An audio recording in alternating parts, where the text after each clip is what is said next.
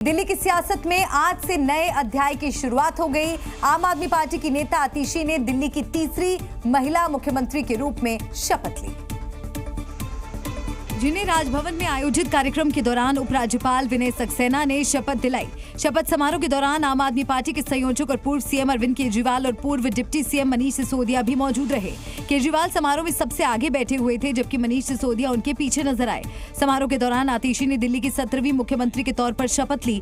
मैं आतिशी ईश्वर की शपथ लेती हूँ कि मैं विधि द्वारा स्थापित भारत के संविधान के प्रति सच्ची श्रद्धा और निष्ठा रखूंगी।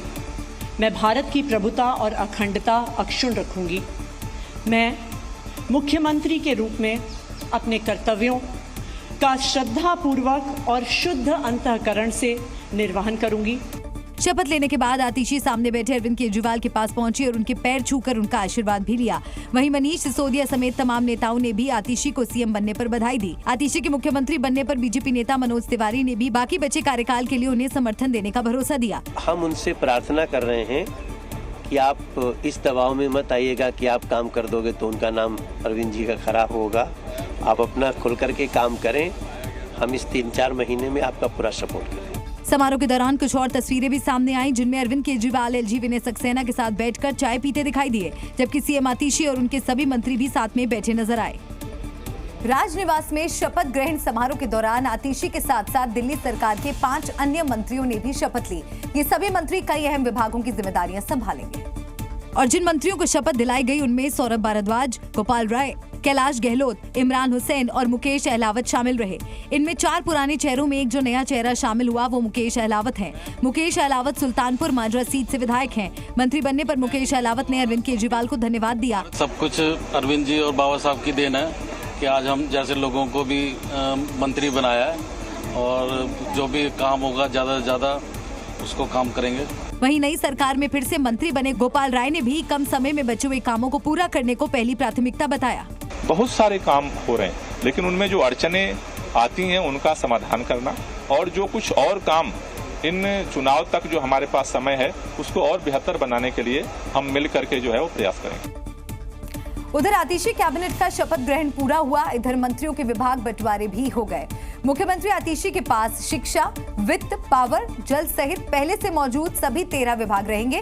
सौरभ भारद्वाज को स्वास्थ्य, शहरी विकास और समाज कल्याण सहित 8 विभाग दिए गए हैं, जबकि गोपाल राय के पास पर्यावरण सहित 3 विभाग हैं।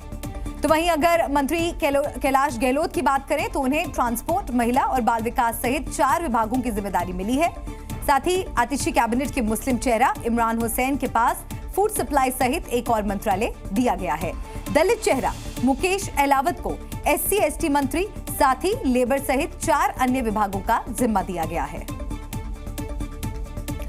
उत्तर प्रदेश की 10 विधानसभा सीटों पर होने वाले उपचुनाव की अब तक भले ही तारीखों का ऐलान नहीं हुआ हो, लेकिन सभी पार्टियां तैयारियों में जुट गई हैं। एनडीए गठबंधन में सीटों के बंटवारे को लेकर भी मंथन जारी है। इस बीच सूत्रों के हवाले से खबर है कि बीजेपी अपनी सहयोगी दलों को सिर्फ 2 सीटें देने के ही मूड में है। इनमें एक सीट जयंत चौधरी की राष्ट्रीय लोकदल और दूसरी सीट निषाद पार्टी को दी जा सकती है, जबकि बाकी 8 सीटों पर बीजेपी खुद चुनाव लड़ेगी। दरअसल जिन 10 सीटों पर उपचुनाव होना है उनमें से 5 सीटों पर समाजवादी पार्टी का कब्जा था, जबकि 3 सीटें बीजेपी के पास थीं। वहीं एक सीट राष्ट्रीय लोकदल और एक सीट निषाद पार्टी का कब्जा था। बीजेपी इसी गणित के हिसाब से सीटों का बंटवारा करना चाहती है। हालांकि अभी तक इस पर फाइनल मुहर नहीं लग सकी है। केंद्रीय नेतृत्व की सहमति के बाद आगे फैसला होगा। भारतीय जनता पार्टी पूरी पार्टी अपने सहयोगी दलों के साथ तैयारियों में लगी है और सभी 10 सीटें जीतने का लक्ष्य भारतीय जनता पार्टी ने तय किया है। लेकिन खबर है कि राष्ट्रीय लोकदल ने 2 सीट मीरापुर और खैर विधानसभा सीट की मांग रख दी है, लेकिन बीजेपी उसे सिर्फ मीरापुर सीट देने का ही मन बना चुकी है।